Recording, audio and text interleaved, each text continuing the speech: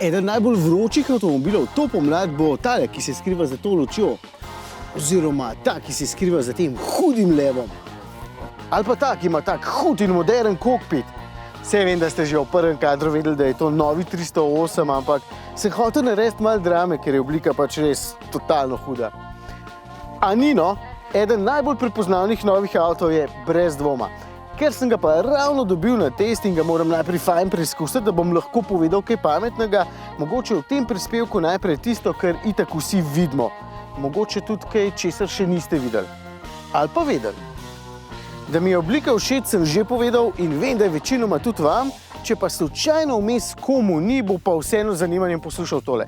Ste se kdaj vprašali, kako zelo zahtevno delo imajo oblikovalci avtomobilov? Za začetek precej bolj zahtevno kot oblikovalci hladilnikov, ročnih ur, TV sprejemnikov in podobnega, ker mora avto med vožnjo lepo rezati zrak, pa da bo znotraj dovolj prostora, da bo varnost takšna, kot mora biti, da bo avto ustrezal vsem zakonskim predpisom. No, potem pa pridejo na vrsto še inženirji s svojimi željami in potrebami, ki ravno tako oblikovalcu lahko podrejo plane, ker se mogoče kakšnega materiala ne da ukriviti po njihovih željah.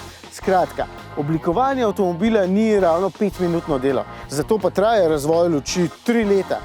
Več kot 1 leto samo potrebujejo za pokrovček rezervoarja za gorivo. Še bom filozofiral. Vsaka znamka uporablja nekakšno oblikovno filozofijo, zaradi katere je potem prepoznavna, hkrati pa vsi njihovi modeli niso generično enaki, ker je to potem dolgčas. Čeprav nekateri vseeno so. No, pri tem Peugeotu vam bo tako jasno, da je tole 308, ker uporablja oblikovno filozofijo svojega predhodnika, hkrati bo pa vsakomur tudi tako jasno, da tole ni prejšnji, ampak nekaj čisto novega. Torej, enak, ampak hkrati drugačen. Predvsem pa lep, no tukaj filozofiranje sploh ni potrebno. Ok, vseeno dovolj filozofiranja, ker Žižek to vlada bolje od mene. Vam pa takoj povem, zakaj se vam ta avtomobil zdi zelo atraktiven. Če ga primerjam s prejšnjim, je tole vetrobransko steklo zdaj 10 cm bolj nazaj. To pomeni, da je pokrov motorja daljši. In to je že prvi korak, da avtomobil deluje bolj nabito. Pa mimogrede, cel avtomobil je tudi dobrih 10 cm daljši od prejšnjega, zato je v bistvu prostora še več. Potem pa gobac. Ne moj, čeprav se tale ves čas že oglaša, ta gobac. Maska je zdaj tudi veliko bolj široka in precej bolj markantna. No, ker je maska širša, v bistvu cel avto deluje širši in spet zaradi tega bolj nabit. Bolj modern pa zaradi luči in logotipa. Mimogrede, tudi ta logotip je povsem nov in 308 je prvi, ki ga nosi. Celo tako ponosno, da ga pri določenih paketih opreme po novem lahko najdete tudi tukajle na boku. Glede na to, da imajo na boku logotipe ponavadi kakšni športni avtomobili in ker tale dobro izgleda, se mi zdi, da mu logotip tukajle kar paše. Pa še nekaj mi je padlo v oči.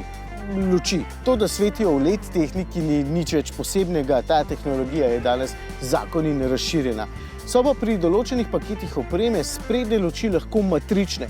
To pa pomeni, da boste lahko imeli vključen ves čas dolgi snop, pa ne boste nikoli več nikogar zaslepili. Fajna, ne? Dam primer. Recimo, da boste dohiteli avtomobil pred vami in se bo zatemnil samo tisti del, kjer je tisti avto pred vami, vse naokrog pa bodo luči svetile še vedno na polno. In na ta način mogoče celo pomagala njemu, da bo imel bolj razsvetljeno okolico. To je to. Avto je poln moderne tehnike, pa ga v bistvu noter sploh pokazal še nisem. Bom. Moram najprej vse preštudirati. Grem kar zdaj.